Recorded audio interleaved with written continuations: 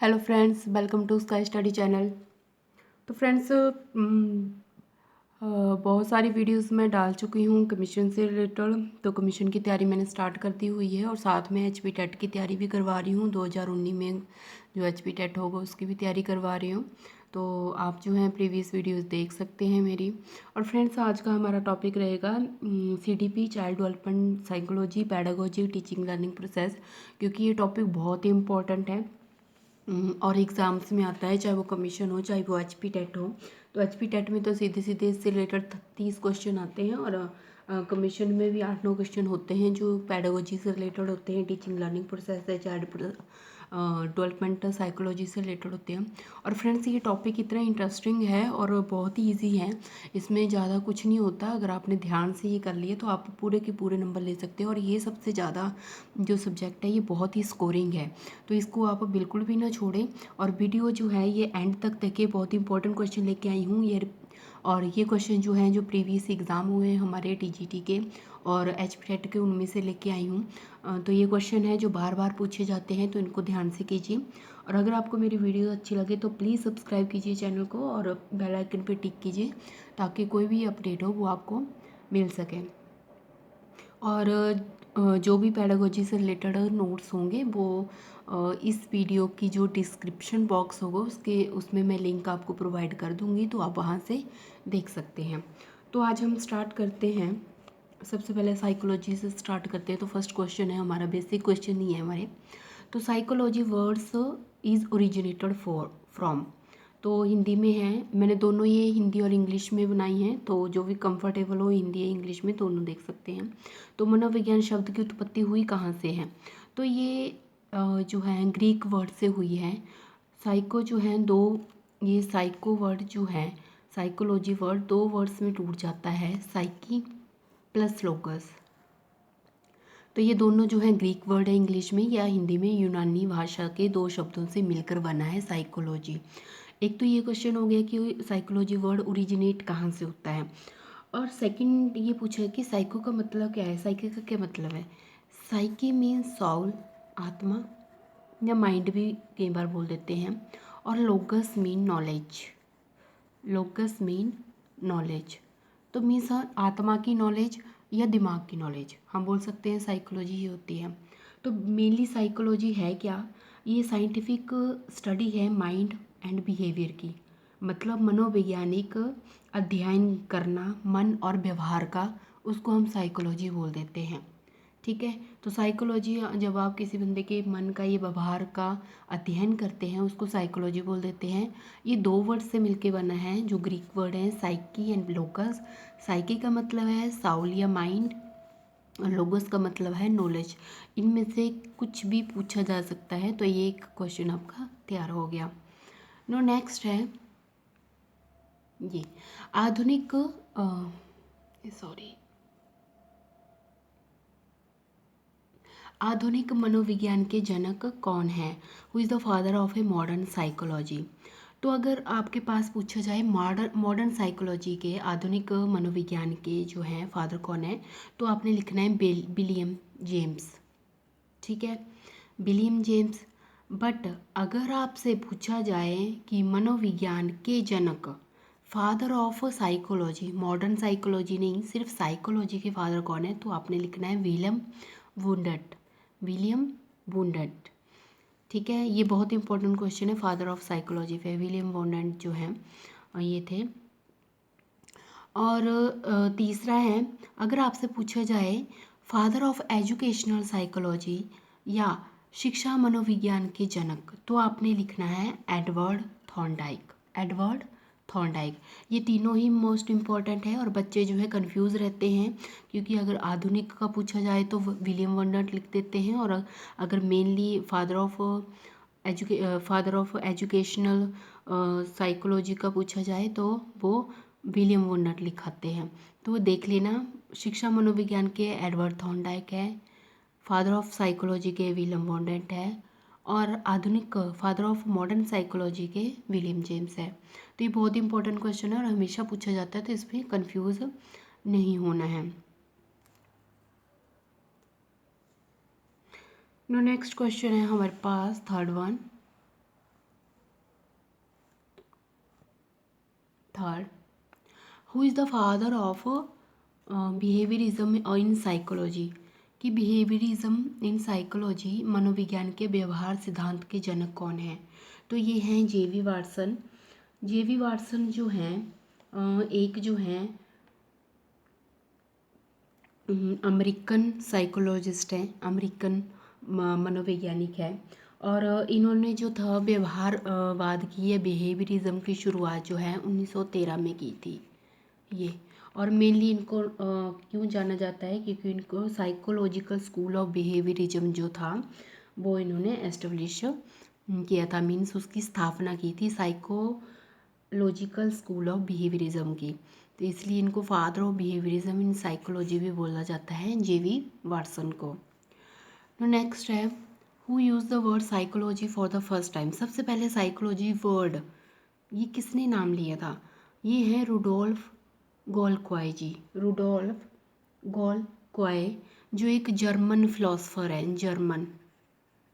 एक German philosopher है।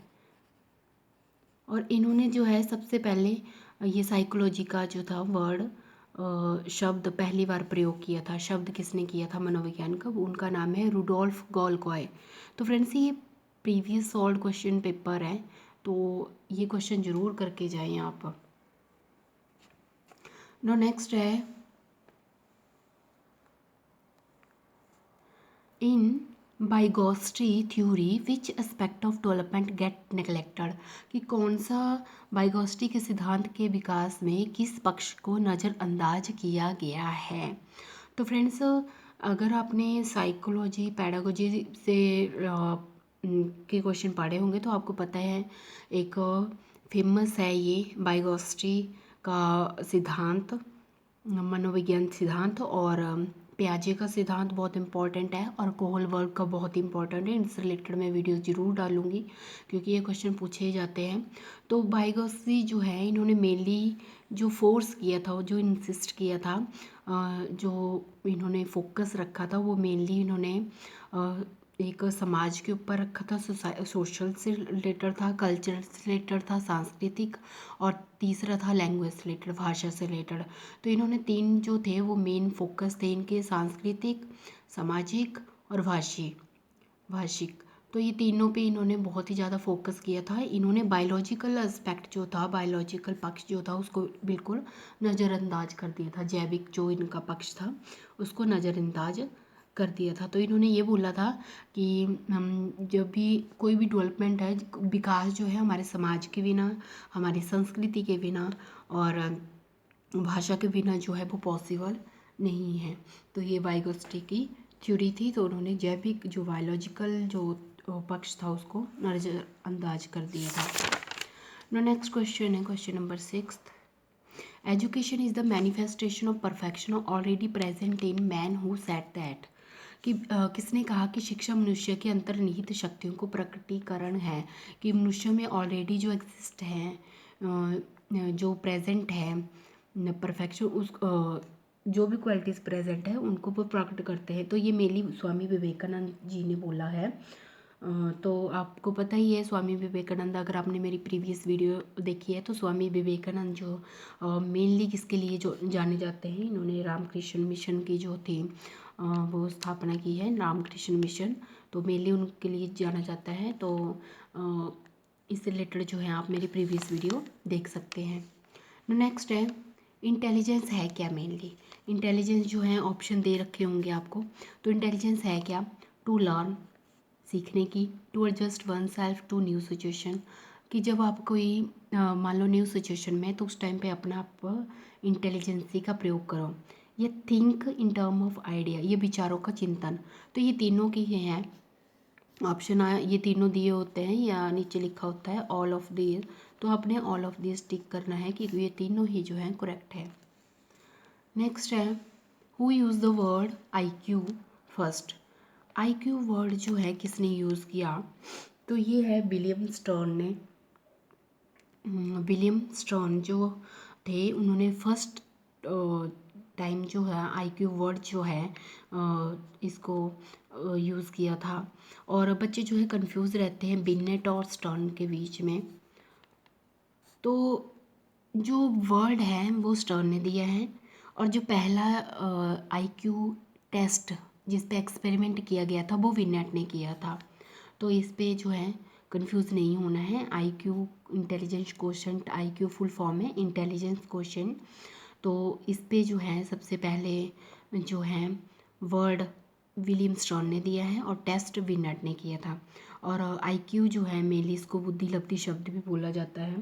तो आईक्यू को जो है हम आईक्यू मेनली होता क्या है मैं आपको बता दूँ, इससे रिलेटेड भी क्वेश्चन पूछे जाता है। Intelligent question is equal to mental age divided by chronological age multiply by 100। तो इससे रिलेटेड भी क्वेश्चन आपको पूछे जाते हैं। मेंटल एज क्रोनोलॉजिकल एज दी होती है तो आपने ऐसे फार्मूला लगा के उसको सॉल्व कर लेना है। तो मैं आपको बता दूं क्रोनोलॉजिकल एज होती है जो आपकी एग्जैक्ट एज है, जैसे आप 15 साल के हो तो 15 ही आएगी। और मेंटल एज होती है, कई बार हम बोलते हैं कि इसकी उम्र तो 10 साल है बट ये अभी भी हरकतें 5 साल वाले बच्चों की करते हैं, तो 5 साल उसकी मेंटल एज आएगी। डिवाइडेड बाई 100 जो इसका आंसर आता है वो आपका आईक्यू आ जाता है। तो ये आईक्यू से रिलेटेड जो है एक पेडागोजी पे वीडियो भी बनी है, उस पर इंटेलिजेंस से रिलेटेड थ्योरी भी है, वो मैं आपको डिस्क्रिप्शन बॉक्स में लिंक प्रोवाइड करवा दूंगी। नेक्स्ट क्वेश्चन है हमारा, बालक किस अवस्था में हंसता कम और मुस्कुराता ज़्यादा है, जिसका अर्थ है वे अपने स्वयं को नियंत्रित करना सीख गया है। कि what is the age in which child laugh less, हंसता कम है बस मुस्कुराता है। मुस्कुराता मतलब हंस लोगों को दिखाने के लिए, क्योंकि उसको पता है कि उसने जो है जो वो अपने इमोशंस है उनको कंट्रोल करना जो है सीख लिया है। तो मैं आपको स्टेजेस बता देती हूँ। ये मेनली लेटर चाइल्डहुड में होता है, या इसको उत्तर बाल्यकाल भी बोलते हैं हम। तो स्टेजेस होती हैं, जैसे इन्फेंसी स्टेज बोल देते हैं। इन्फेंसी वो है हमारी बर्थ टू, जब बच्चा पैदा होता है उससे 2 साल इन्फेंसी आती है। फिर अर्ली चाइल्डहुड आता है हमारे पास, अर्ली चाइल्डहुड ये आता है 3 से 8 साल तक। फिर आता है लेट चाइल्डहुड, ये आता है हमारे पास 9 से 12 तक। और उसके बाद अडोलेसेंट स्टेज आती है 12 से 18 साल तक। तो जो लेटर चाइल्डहुड है 9 से 12 साल के बच्चे होते हैं वो उन्होंने जो है काफ़ी इमोशंस पे कंट्रोल करना जो है सीख लेते हैं। तो चाइल्डहुड मेरी स्टेज होती है जहाँ पे बच्चा जो है स्कूल जाना, क्योंकि 3 साल है तो बच्चा स्कूल जाना ये इसमें इस स्टेज में बहुत उनकी फिजिकल ग्रोथ होती है, कोऑर्डिनेशन मसल्स कोऑर्डिनेशन होता है। तो काफ़ी कुछ जो है इसमें बहुत ज़्यादा ग्रोथ होती है बच्चे की। और इसी स्टेज में जो है बच्चा जो है हंसता कम है और मुस्कुराता ज़्यादा है। तो इसमें जो है बच्चे जो हैं एडोलेसेंट पे भी टिक करके आते हैं, तो ये लेटर चाइल्डहुड है। नेक्स्ट है the basic formation of physical mental and personality development are laid in the period of, कि किस अवस्था में शारीरिक मानसिक और व्यक्तिगत का मूलभूत विकास होता है। बेसिक पूछा है इन्होंने, तो आपने बाल्यकाल पे लगाना है चाइल्डहुड, क्योंकि चाइल्डहुड स्टेज जो है 3 से 12 साल तक की होती है, अर्ली चाइल्डहुड और लेट चाइल्डहुड को मिला के। तो यही वो पीरियड होता है जहाँ पे सबसे ज़्यादा बच्चे की मेंटल फिजिकल और पर्सनैलिटी डेवलपमेंट होती है। नो नेक्स्ट क्वेश्चन है, dysgraphia is learning disability which effect, किसको इफेक्ट करता है। ये राइटिंग एबिलिटी जो लेखन है उसको इफेक्ट करता है। तो इससे रिलेटेड जो लर्निंग डिसेबिलिटी है उनसे रिलेटेड भी मैंने भी एक वीडियो बना रखी है, तो उसको आप देख लें, मैं डिस्क्रिप्शन बॉक्स में लिंक डाल दूँगी। तो मेनली डिसग्राफिया जो होता है हमारा लिखने से रिलेटेड है। और अगर डिसलेक्सिया पूछा जाए, डिसलेक्सिया तो हमारे रीडिंग डिसेबिलिटी है, पढ़ने से रिलेटेड है। नेक्स्ट है which is the oldest method of study to behaviour, सबसे पुराना मेथड कौन है जिसके थ्रू हम बिहेवियर को स्टडी करते थे। ये इंट्रोस्पेक्शन मेथड है या अंतर्दर्शन विधि है। तो ये एक ऐसा प्रोसेस होता है जिसके द्वारा हम अपने विचार और भावनाओं का परीक्षण करते हैं। The process of thinking deeply to examine your own ideas, खुद की ही विचार और खुद की ही भावनाओं को परीक्षण करने का जो मेथड है उसको इंट्रोस्पेक्शन मेथड बोला जाता है। तो ये भी बहुत इंपॉर्टेंट क्वेश्चन मैक्सिमम टाइम पूछा जाता है। नेक्स्ट है theory of generalization was put forward by Charles Judd. Charles Judd एक साइकोलॉजिस्ट है, तो उन्होंने थ्योरी ऑफ जनरलाइजेशन जो है वो दी है। नो नेक्स्ट क्वेश्चन है हमारे पास, the education psychology is the branch of psychology which deals with the teaching and learning. Who said this? कि शिक्षा मनोविज्ञान की वह शाखा है जिसमें शिक्षण अधिगम के बारे में बात की जा सकती है। तो ये स्किनर ने दिया है, B.F. स्किनर जो है। B.F. स्किनर जो है ये बहुत ही फेमस है, क्योंकि इन्होंने एक और फेमस थ्योरी दी है जिसको हम ऑपरेंट कंडीशनर बोल देते हैं, ऑपरेंट कंडीशनिंग। इसके भी ऊपर भी मैं आपको एक वीडियो बना के दूंगी, क्योंकि ये भी बहुत इंपॉर्टेंट है। ऑपरेंट और क्लासिकल कंडीशनिंग हमेशा पूछा जाता है। तो इन्होंने ऑपरेंट कंडीशनिंग में ये बोला है कि जो बिहेवियर होता है, किसी भी बच्चे का व्यवहार है, उसको हम मॉडिफाई कर सकते हैं रेनफोर्समेंट द्वारा या फिर पनिशमेंट द्वारा। फॉर एग्जांपल, अगर स्कूल में जो है कोई बच्चा पढ़ नहीं रहा, अगर उसको टीचर लालच दे रहा है कि मैं तुझे टॉफ़ी दूंगा तो पढ़, तो बच्चा जो है उस टॉफ़ी के लालच में जो है पढ़ना शुरू कर देगा। तो वो है एक रेनफोर्समेंट थ्योरी या फिर ऑपरेंट कंडीशनिंग थ्योरी, जो कि B.F. स्किनर ने दी है। नेक्स्ट है हमारे पास, who wrote the principle of behaviour. तो ये जो है प्रिंसिपल ऑफ बिहेवियर जो है हल ने दिया है, हल। तो उन्होंने मेनली प्रिंसिपल सिद्धांत क्या बोला है, उन्होंने बिहेवियर जो व्यवहारवाद है उसके लिए ये बोला था मेनली कि जो बंदा बिहेव करता है वो मेनली उसकी कंडीशन पे डिपेंड करता है। जैसे कि अगर कोई बंदा दुखी होगा तो वो ऑब्वियस है, वो उसी तरह का बिहेवियर उसका होगा, अगर खुश होगा तो उसी तरह का बिहेवियर होगा। तो मेनली इसमें प्रिंसिपल ऑफ बिहेवियर में यही लिखा हुआ है, यही बताया हुआ है जो हल ने दिया है। नो नेक्स्ट है हमारे पास, the major aspect of personality is known as. तो पहले मैं ये बता दूँ, ये जो है एक फ्रूड की साइको एनालिटिक थ्योरी है पर्सनैलिटी की, जिन्होंने 3 फैक्ट दिए थे, ego, super ego and ID. तो आईडी जो है मेनली है क्या, आईडी जो है एक पर्सनैलिटी कंपोनेंट है जो हमारी बेसिक नीड्स को जो है फुलफिल करती है। ठीक है, तो ये सबसे ऊपर है आईडी। अगर बेसिक नीड पूरी है तो ऑब्वियस है हमें ईगो आती है फिर। ठीक है, तो उनमें से सबसे मेजर एस्पेक्ट ऑफ पर्सनैलिटी क्या है, आईडी, कि ऐसी पर्सनैलिटी कंपोनेंट जिसके थ्रू जो है हम अपनी जो नीड्स है उनको सेटिस्फाई करते हैं। ऑब्वियस है, अगर कोई बंदा जो है अपनी बेसिक नीड, अच्छी जॉब पे होगा तो उसकी सारी बेसिक नीड पूरी होंगी। अगर बेसिक नीड पूरी होंगी तो ऑब्वियस है उसमें ईगो जो है ऑटोमेटिकली आ जाता है। ठीक है, तो आईडी।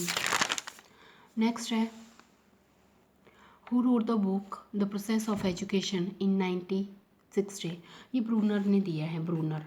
तो ये लर्न कर लेना कि बुक जो है द प्रोसेस ऑफ एजुकेशन 1960 में ये ब्रूनर ने लिखी हुई है बुक। नेक्स्ट है, the first use of IQ test was in the year of 1916 में हुआ है। और मैं ये भी बता दूँ, ये पीछे क्वेश्चन आया था IQ से रिलेटेड, तो मैंने बताया था अल्फ्रेड विनट ने किया है। और कब किया है, 1916 में first use of IQ test जो है अल्फ्रेड बिटनेट ने किया है, कि स्टर्न ने नहीं किया है, स्टर्न ने सिर्फ टर्म दी है IQ की। नेक्स्ट है, drive reduction theory of learning is given by, ये हल ने दी है। ड्राइव रिडक्शन थ्योरी हल ने दी है। तो ड्राइव रिडक्शन थ्योरी मेनली है क्या, इसमें ये बोला है कि एक व्यक्ति का जो व्यवहार होता है वो क्यों वैसे व्यवहार करता है, क्योंकि जो उसकी शारीरिक कमियां हैं उसको पूरा करने के लिए वो उस तरह का व्यवहार करता है। जैसे कि हमारी जो शारीरिक कमियां क्या है, कि हमें भूख लगती है तो हमें खाना चाहिए, हमें प्यास लगती है तो हमें पानी चाहिए। तो जो उस टाइम पे हम बिहेव करते हैं उन कमियों को, जैसे खाने के लिए कुछ भी करते हैं, या पानी चाहिए होता है, कई बार पानी अवेलेबल नहीं होता है, तो जो उस टाइम पे हम बिहेव करते हैं उन चीज़ों को, उन अपनी शारीरिक कमियों को पूरा करने के लिए, वो ड्राइव रिडक्शन थ्योरी कहलाती है, जो हल ने दी हुई है।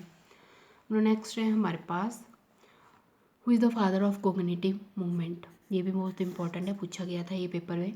कौन है कोग्निटिव संज्ञानात्मक आंदोलन के जनक, कौन है, ये है अल्बर्ट बंडूरा जी। और कोग्निटिव टर्म किससे रिलेटेड होती है, ये होती है हमारे दिमाग से, मेंटल एबिलिटी से रिलेटेड होती है, मेंटल एबिलिटी से रिलेटेड। तो जब भी आपको कभी भी पेपर में कोग्निटिव टर्म आए तो वो मेंटल एबिलिटी से रिलेटेड होते हैं, जैसे थिंकिंग हुआ, वो जो भी हम दिमाग से चीज़ करते हैं वो कोग्निटिव से रिलेटेड आती है। तो फ्रेंड्स ये थे कुछ इंपॉर्टेंट क्वेश्चन, बहुत ही इंपॉर्टेंट है तो इनको ज़रूर कर लीजिए।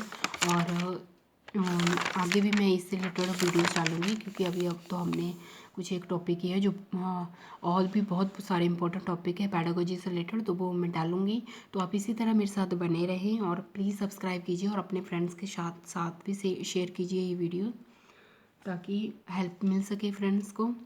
And thank you so much friends. और प्लीज़ प्लीज़ फ्रेंड्स मेरे वीडियो ज़रूर देखें, और क्योंकि मैं बहुत मेहनत कर रही हूँ इस चीज़ के लिए, तो आई होप कि आपका इस बार जो है टेस्ट क्लियर हो जाए।